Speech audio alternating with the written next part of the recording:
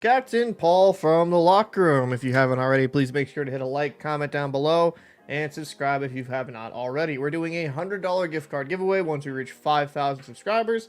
And to enter that, you have to hit subscribe and have the notification bell active as well. Didn't do it this past Sunday. I've been doing reaction series every Sunday. I'll pick it up. I like to kind of react to some hockey content creators I enjoy watching.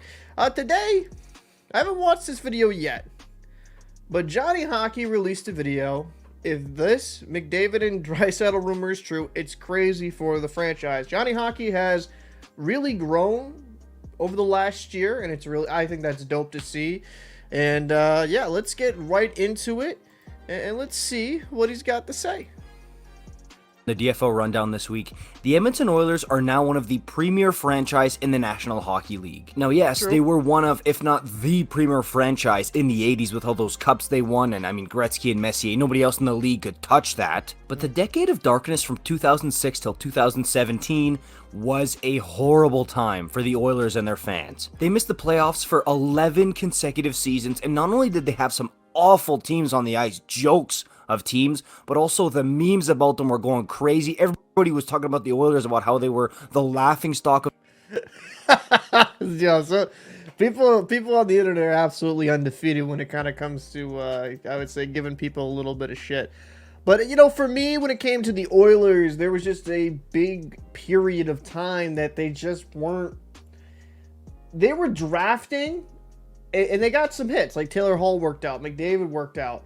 But you also have Neil Yakupov in there. You have some quality first-round picks and first overall picks, and then some not so great.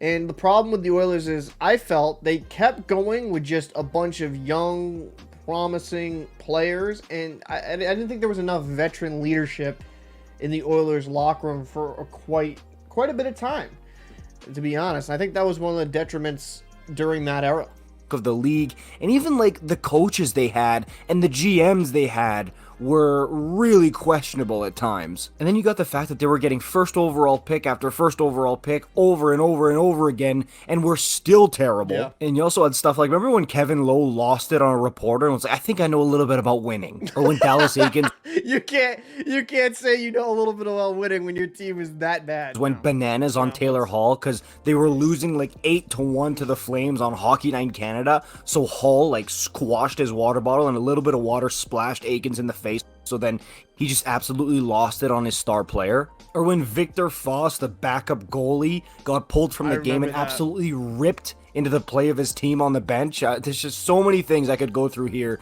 That was a dark time for the Oilers. Yeah. But now you look at them, they're not playing in the old Rexall place anymore. They got a brand new, incredible state-of-the-art arena. Yeah, I will say this.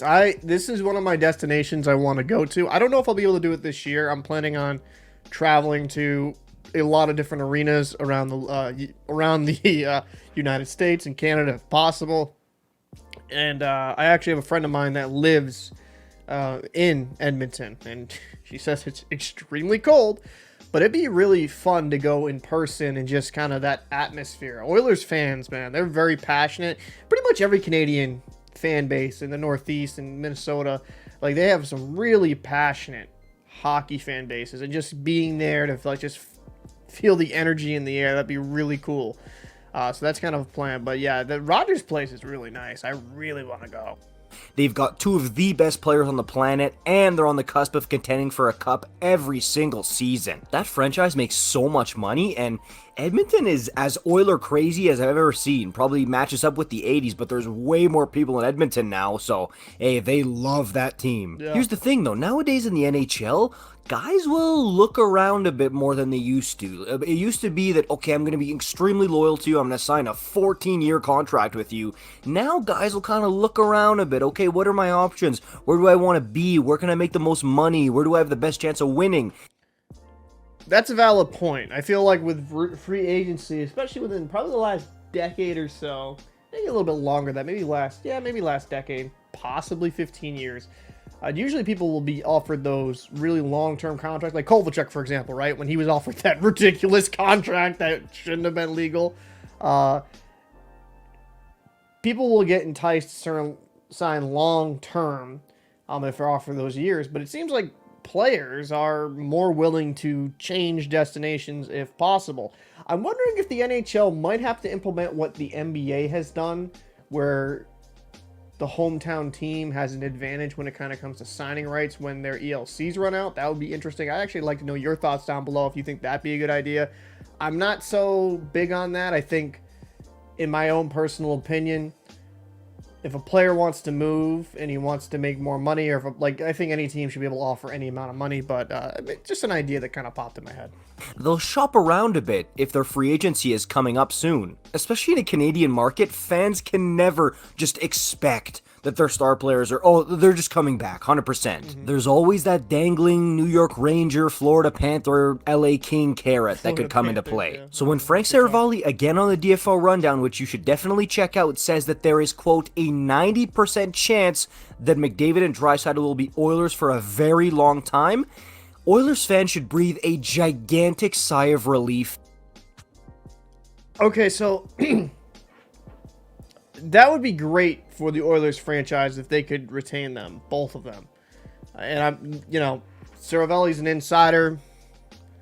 The one thing I'm questioning, though, on this, I'm just going to share cat friendly here and make sure this kind of comes over. The one thing I'm actually questioning here, right, because they have $3 million cap space this year.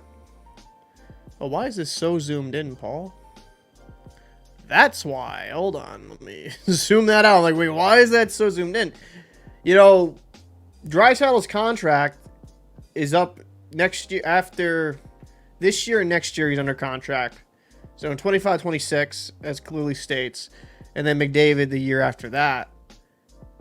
To keep Draisaitl, because he's been absolutely tremendous for the Oilers, he would have to... Would he ask for around 10 to 11 mil? Would he ask for 12.5?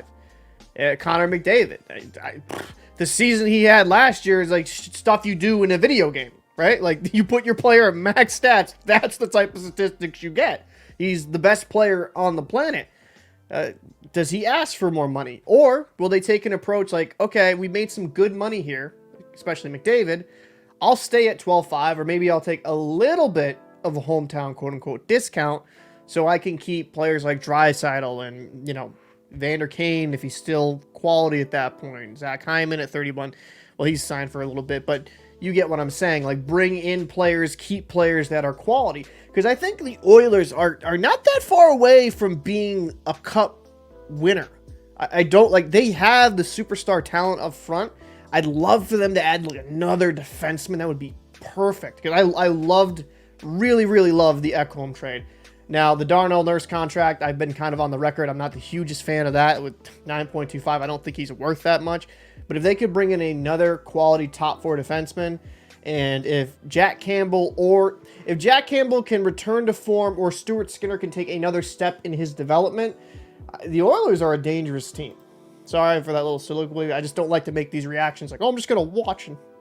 And this is crazy for the future of the franchise. And I know people are going to say, oh, what's the big deal? Everyone knew they were going to stay. Obviously, they're not going to go anywhere. But again, man, in a league where a lot of guys are not too fond of the weather, not too fond of being ultra famous and not being able to go to Starbucks without getting recognized 50 times, the pressure of the playoffs and playing in a big Canadian market, producing every single year and game, the taxes, the travel, like there's so much stuff working against Canadian teams, which is why you see a ton of guys want to book it for the Hills in free agency. But not in Edmonton. I mean, Hyman, Kane, Campbell, Nurse, Nugent Hopkins, like guys want to stay and be Edmonton Oilers for a very, very long time. And when talking about the fact that the Oilers brought in Jeff Jackson, who's the former agent of Connor McDavid, to be the CEO of hockey operations in Edmonton, Frank Saravalli said, quote, essentially you've locked up Connor McDavid for the foreseeable future now that you bring in this guy.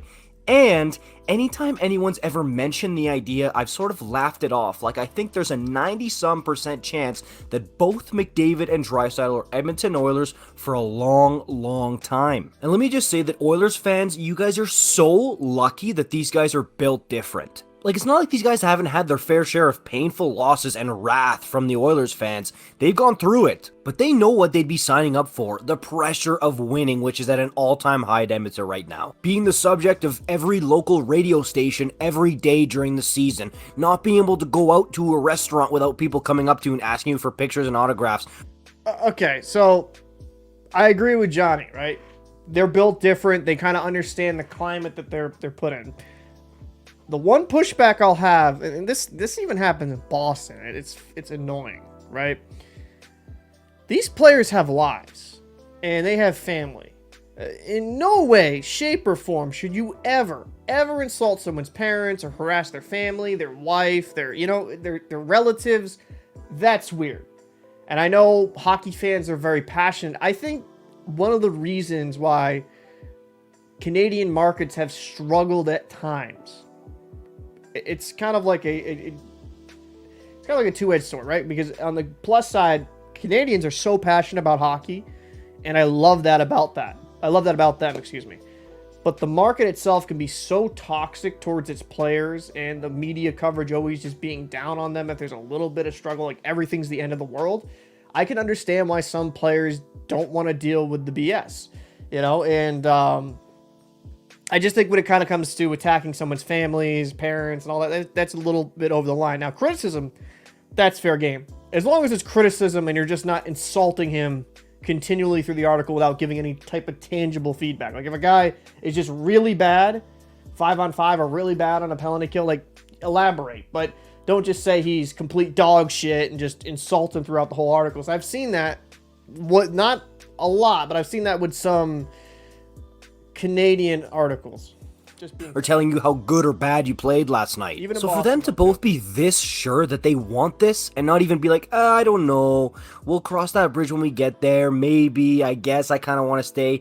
It's crazy for the franchise because it means that their contention window for the Stanley Cup can stay open for way longer. And pretty much as long as these two guys are Oilers, they're going to have a shot to build a team that can contend and take runs at a Stanley Cup, which, hey, if you're talking about being a contender for 8 to 10 years plus in a Canadian city, that is something we haven't seen in a long time. And after all that heartache Oilers fans went through in the 2010s, they deserve it. Let me know what you think about this in the comments down below. Like, comment, subscribe. I'll see you in the next one. Peace out.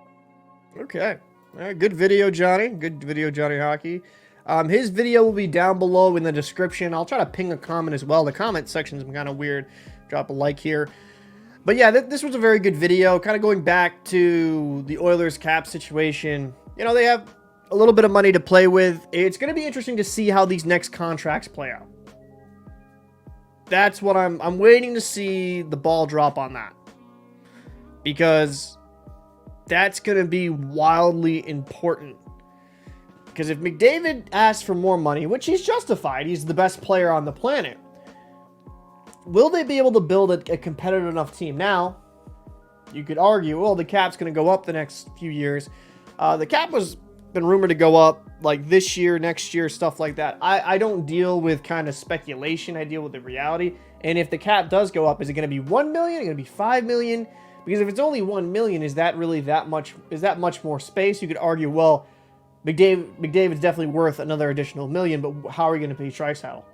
So I hope for Oilers fans' sake, they do stay in Edmonton because those fans are passionate and they deserve those fantastic hockey players. So don't get it twisted.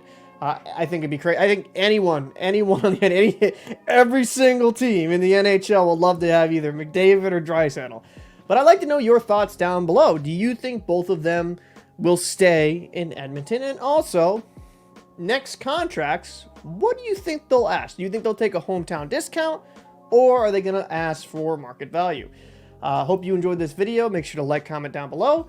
I'm Captain Paul, and I'll see you in the next one.